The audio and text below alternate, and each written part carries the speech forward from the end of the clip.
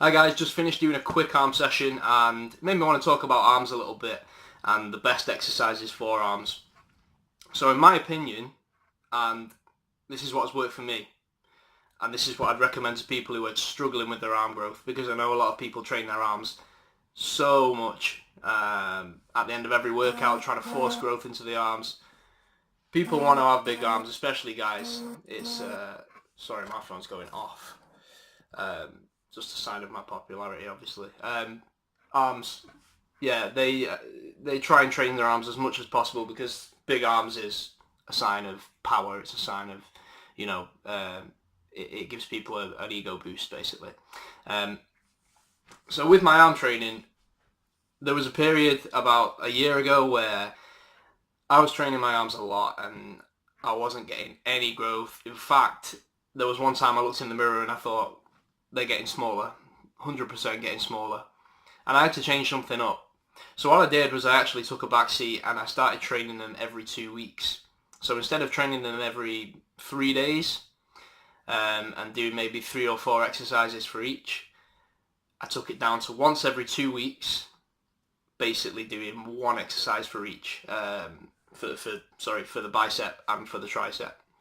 Just supersetting. One day I'd go heavy on some compound lifts, and then the next 2 weeks I'd do a pump up session, so 3 sets of 20 supersetted on maybe a cable movement. The two exercises that I would say have given me the best arm growth, and if you look at my arms now, I'll stand up, I mean they're not too bad. So I've got a decent amount of definition in there. Honestly, they never ever used to be like that. Never used to like wearing t-shirts.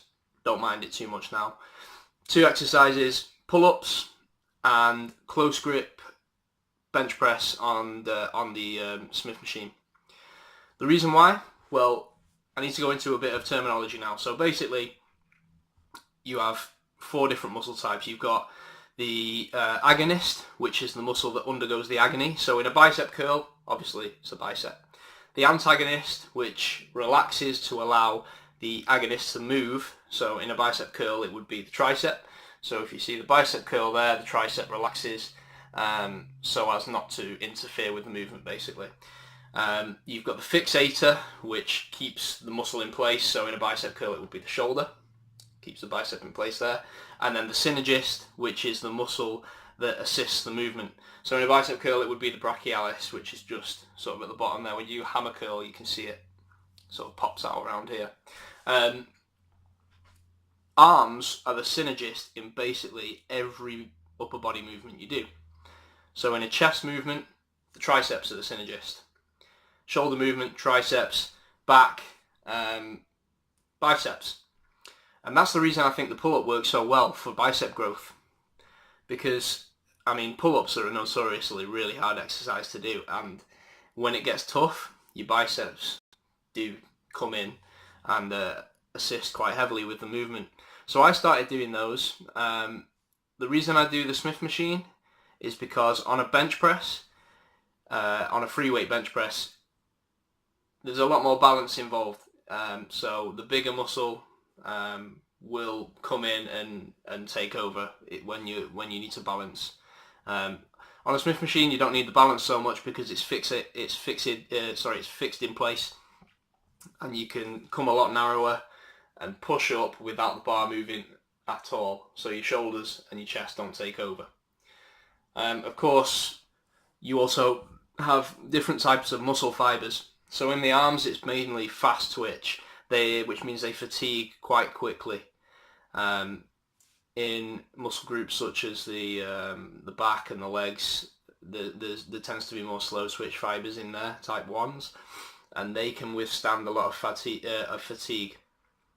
So if you train your biceps at the end of a back workout and your slow twitch fibers have been exhausted, that tends to be a good time to do your biceps, because then your fast twitch fibers can take over and you recruit a lot more of them.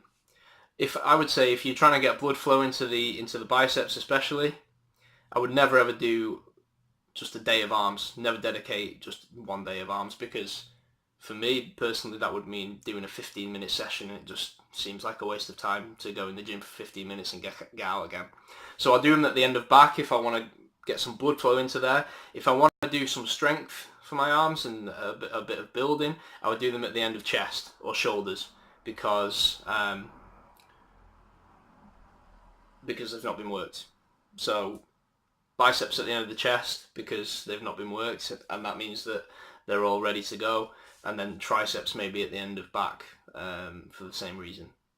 So that's the reason I do those exercises for arms. Honestly, seen so much growth from doing that. Just training them once every 2 weeks. One day doing the two strength exercises, the pull-ups and the close grip Smith machine presses, and then doing a blood volume pumping session, which would be something on the cables like I did today, and get a great pump from both. As I said before, a lot of arm growth may not work for you, but definitely try it if you're struggling for growth in your arms, because it's definitely can't get my words out, definitely worked for me.